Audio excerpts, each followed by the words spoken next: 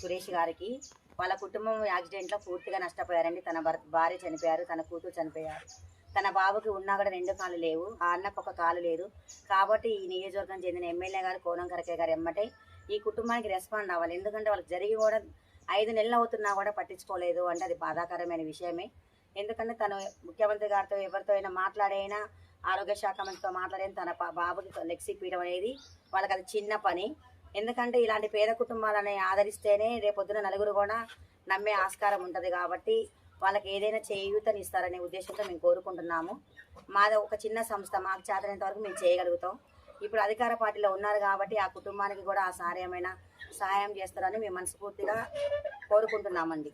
ఈ గ్రామస్తులు కూడా ఈ విషయాన్ని మేలుకొని ఆ కుటుంబానికి తప్పకుండా ఇక్కడైతే ఎవరైతే సర్పంచ్ గారు ఉన్నారో తను ఖచ్చితంగా రెస్పాండ్ అయ్యి ఆ కుటుంబానికి ఏదో ఒక న్యాయం అయితే చేకూర్చాలని అయితే కోరుకుంటున్నాం మేము గార్దెర్స మహిళా మండలం. అదేవిధంగా ఈ వీడియో కోరం కనకయ్య ఎమ్మెల్యే గారి దగ్గరికి వెళ్ళేటట్టు షేర్ చేయండి. ఎందుకంటే ఇది చాలా బాధాకరం. ఇంకొక విషయం ఏంటంటే తను ఇప్పుడు ఏ పని చేసి బతకలేడు కాబట్టి తనకు జీవనోపాధి ఏదో ఒకటి తన వంతు తన జీవనం వెళ్ళదీసుకోవడానికి ఏదో ఒకటి జీవనోపాధి కల్పించగలరని చెప్పి ఇక కోరం కనకయ్య గారి సార్ని కానీ ఎవరైనా ఈ ఊరు సర్పంచ్ గారినైనా సరే మనస్ఫూర్తిగా మా టీజీటీఎం ది గార్దెర్స మహిళా మండలి మా పీడీ మేడమ్స్ కానీ మా స్టాఫ్ కానీ అందరూ కూడా మనస్ఫూర్తిగా మీకు చేతులెత్తి దండం పెడుతున్నాము, పాదాభివందనాలు చేసుకుంటున్నాము. Thank you. ఎందుకంటే ఎవరు చేసినా ఒక రోజు 2 రోజులు చేస్తారు. చేస్తే బియ్యం ఇస్తారు, ఒక 10,000 ఇస్తారు. దానికి వాళ్ళకి దేనికి కూడా సరిపోవు.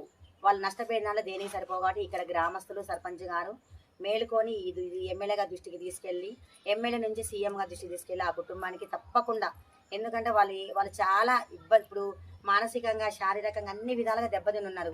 వాళ్ళు ఏ పని చేసుకోవడం కూడా వాళ్ళ దగ్గర ఏం లేదు. కాబట్టి దీనికి అందరూ సహకరించాలని చేతులెత్తి జోడిస్తున్నామండి. ఇలాంటి పరిస్థితి పగస్తులు కూడా రావద్దు. ఎందుకంటే ఒక కుటుంబం మొత్తం చిందరవందరయ్యి ఇప్పుడు ఆ బిడ్డను చూడాలంటే కడుపు దొరక్కపోతుందండి. ఎవరిపైనా మన పిల్లలు మంచిగా బతకాలని కోరుకుంటున్నాం, కానీ ఆ బాబుకు 2 కాళ్ళు లేవు. ఇది మేము ఇచ్చేదైతే చాలా తక్కువ, కానీ వాళ్ళకి హెల్ప్ చేయాలని మేమైతే మనస్ఫూర్తిగా కోరుకుంటున్నామండి.